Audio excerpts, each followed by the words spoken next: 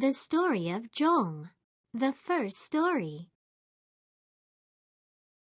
At the time of King Hung VI, Vietnam was a long stretch of land along both sides of the River Khai. Far in the distance, Mount Tan Vien Zan loomed high to almost touch the sky. People lived peacefully with one another in a village at the foot of the mountain. Songs could be heard in the village at all times. One day, a group of robbers called An invaded the village. The robbers killed people and took their possessions. All over the land, blood flowed and people's cries reached the heavens. Their miseries were too horrible to look at.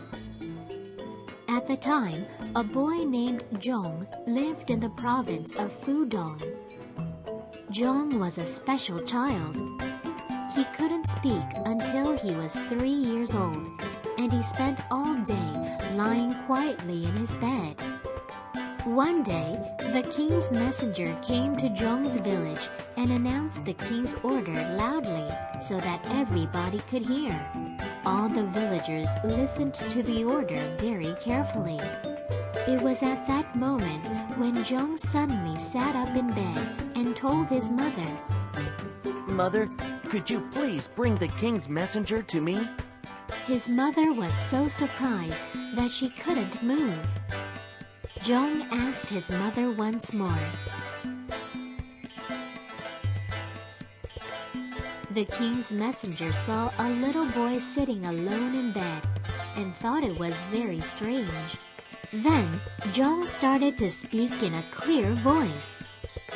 "Dear king's messenger, go to king and tell him that I'll defeat the enemy if king can give me an iron horse, an iron helmet, and an iron stick."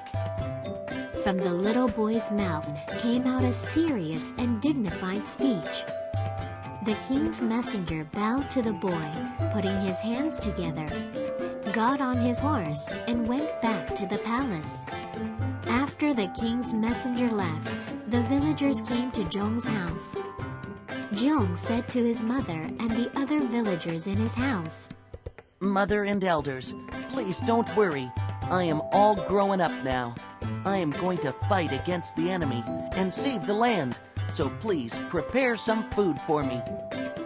His mother cooked rice for him. Giong quickly ate it all up. All the villagers brought food to Giong too. Giong, in a flash, gulped down all the food that the villagers had brought.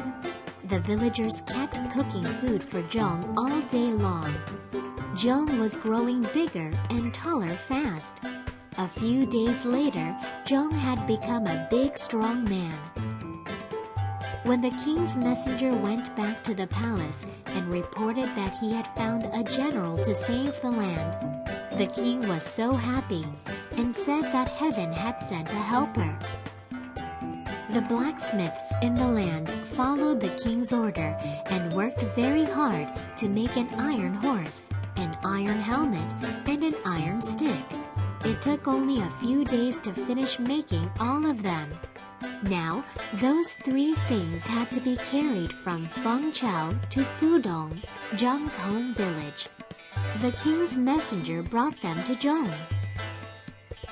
Giong came out of his house and picked up the iron stick and bent it with his hands. The iron stick was broken instantly.